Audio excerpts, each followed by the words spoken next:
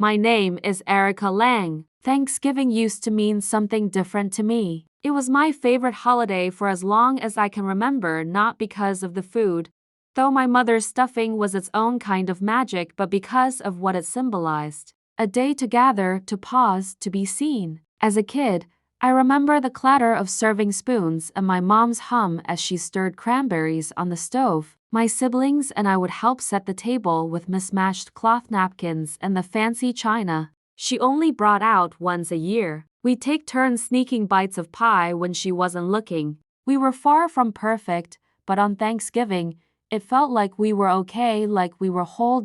In those days, I looked up to my father. He was sharp, commanding, the kind of man who filled a room just by walking into it. When he laughed, people joined in. When he gave praise, it felt like a spotlight. I spent much of my youth trying to earn that light, good grades, part-time jobs, awards hung on my childhood bedroom wall like little medals of hope that maybe one day he'd notice. But Thanksgiving made that feel possible. For one evening, he'd pat me on the back or ask about school, and I'd feel like I belonged.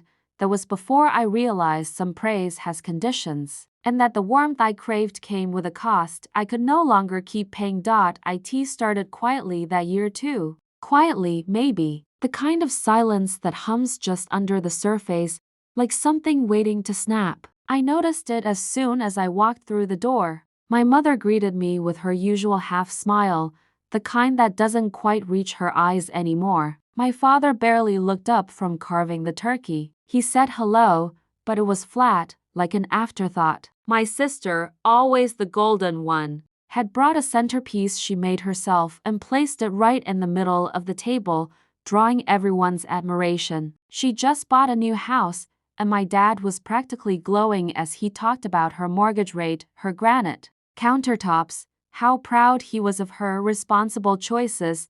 My brother wasn't far behind in the parade of compliments. Dad clapped him on the back and congratulated him on his new promotion, using the words "real man" like they meant something more. Everyone nodded and smiled and lifted their glasses. Then, the spotlight turned to me. I knew the tone before. He even said the words, something in the way he leaned back, folded his arms, narrowed his eyes like he was setting up a punchline. Maybe, he said, if you made better choices, you'd have something to be thankful for too. It landed like a slap. At first, no one spoke. I laughed nervously, thinking it might be a joke, but his face didn't soften. It stayed stone, cold, waiting for the room to follow his lead. The silence that followed was unbearable. It wasn't just quiet, it was complicit. Eyes darted toward their plates, someone coughed, and a cousin passed the rolls like nothing had happened. But something had happened. My father had drawn a line in front of everyone I had once considered home. And he wasn't done. He kept going, slowly, deliberately. You bounce from one thing to the next, he said, his voice calm in a way that somehow hurt worse than if he'd shouted. Always chasing some dream that never lands. Always asking for grace with nothing to show for it. You're 30 and still figuring it out. How long do you expect people to wait around for you to grow up? Each word chipped at the little bit of composure I was holding onto. My throat burned, but I refused to let tears come. Not here, not in front of him. My sister gave me a look, something between pity and relief that it wasn't her. My brother busied himself with the mashed potatoes. And my mother, God, my mother, she didn't say a word, just sipped her wine and stared straight ahead, as if she could pretend none of it was happening. Then came the final blow. He looked me square in the face and said, "You're not welcome here next year. Your seat would be better left empty." I couldn't breathe. My heart thundered in my chest as I stood quietly and walked out. No goodbye, no fight, just the echo of my footsteps leaving the only table I'd ever known.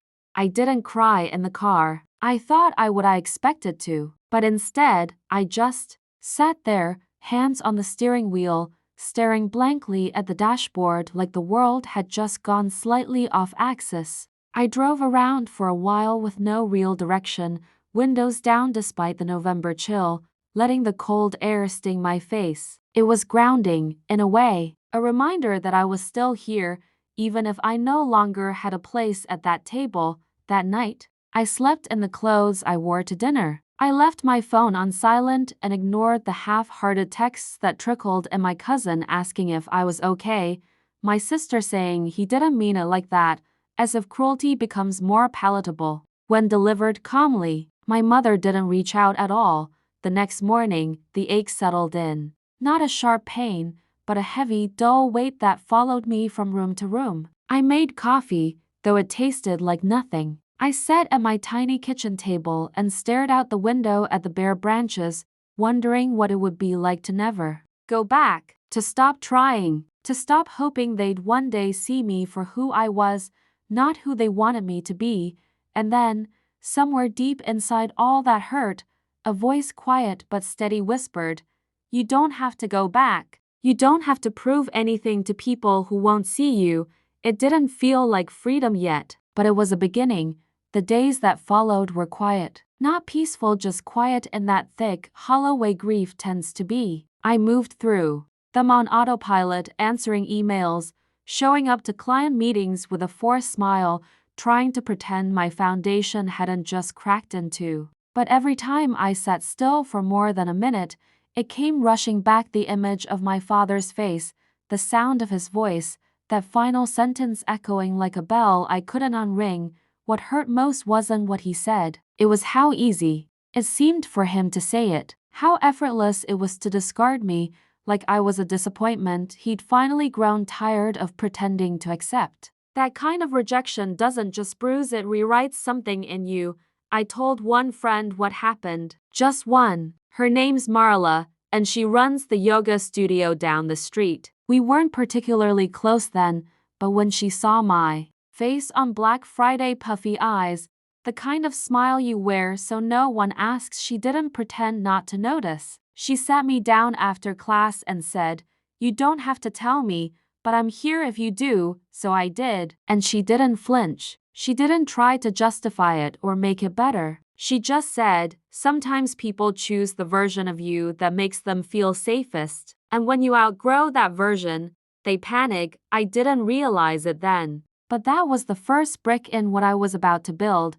Work became my lifeline, not because it distracted me from the pain, but because it gave that pain somewhere to go. I threw myself into my design side gig like it was the only thing tethering me to the world, and maybe, for a while, it was. I'd started it casually a couple of years earlier, just to bring in extra money, making logos, designing websites, helping small businesses feel a little more polished. But now, it became more than a side hustle. It became a place where I could speak without being interrupted, build without being diminished, exist without being judged.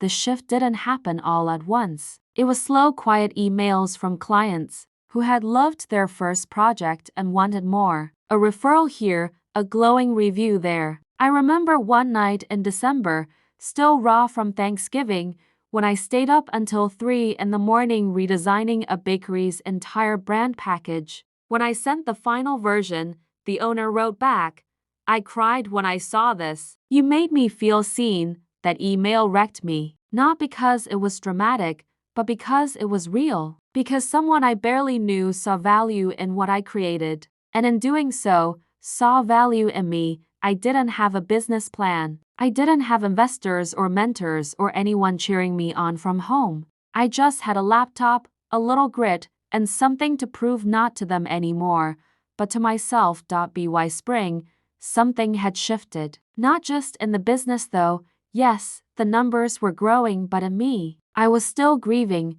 still carrying the echo of my father's words, but I wasn't carrying them the same way. They weren't chains anymore. They were fuel. Clients kept coming. Small businesses, independent artists, nonprofits run out of someone's garage, people who, like me, were trying to build something real from nothing. I saw parts of myself in every one of them, and with every brand I designed, every story I helped them tell, I stitched a little more strength into my own.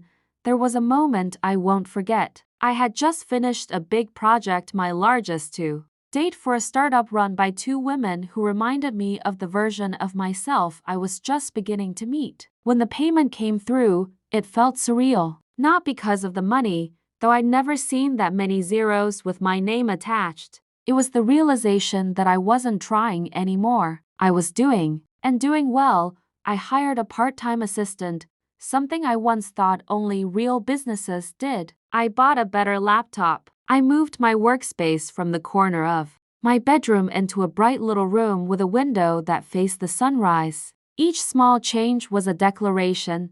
I'm here, I'm building, I'm worth the space I take up. The momentum didn't just build my career, it rebuilt me. By the time fall rolled around again, the leaves weren't the only things changing. I had just signed the papers on my first place, a modest condo with squeaky floors and too much sunlight, and I stood in the empty living room with the keys in my hand, heart pounding, overwhelmed with a feeling I hadn't known in years.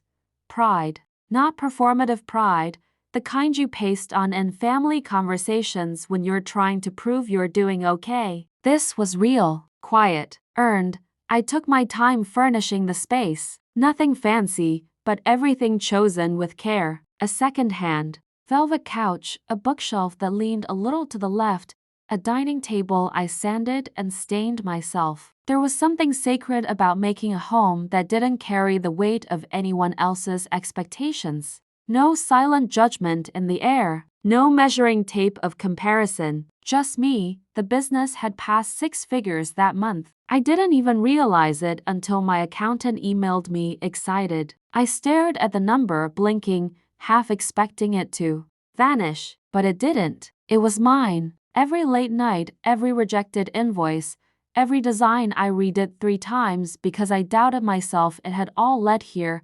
I lit a candle that night and sat on my porch with a glass of wine, wrapped in a thrifted blanket, listening to the wind. There was no applause, no one there to validate the moment, but I didn't need it. I had become the person I used to beg them to see. I wasn't sure I wanted to do anything for Thanksgiving. The memory of last year still lived in my chest like a bruise that flared up every time the leaves turned. But somewhere around early November, the idea planted itself quietly at first, like a whisper.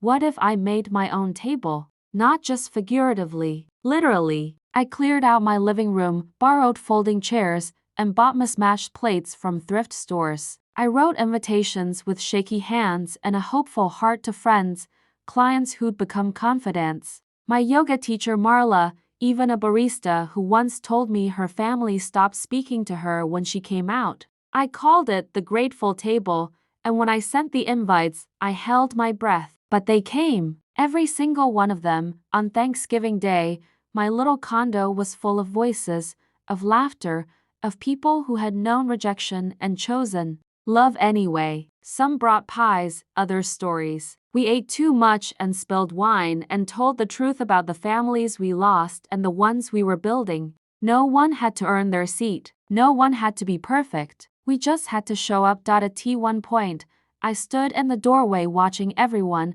the warm noise of it all settling into my bones like medicine. And for the first time in a long time, I felt full, not just fed, but full. This was what family could be. Not inherited, chosen. After dessert, 3 kinds of pie, all imperfect and all devoured, we gathered around the table again, still picking at crumbs and sharing stories we hadn't planned to tell. Someone toasted to second chances, someone else raised a glass to letting go, and I, for once, didn't feel the need to make a speech. I just smiled and listened and felt every part of me loosen.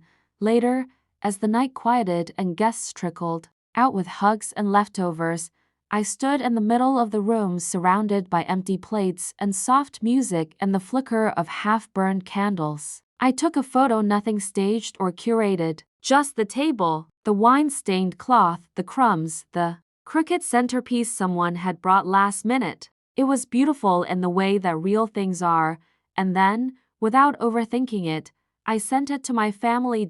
No caption except the one that had lived inside me all year. Sometimes, the family you choose feeds your soul more than the one you're born into. I didn't expect a reply. I didn't need one. The truth is, this wasn't about proving them wrong anymore. this wasn't about showing off my new life like a trophy. It was about honoring the pain that got me here and letting it transform into something generous, something whole. I used to think being disowned meant I lost everything, but the truth is, I gained myself. And in the soft glow of that little room, I finally understood this is where I belong.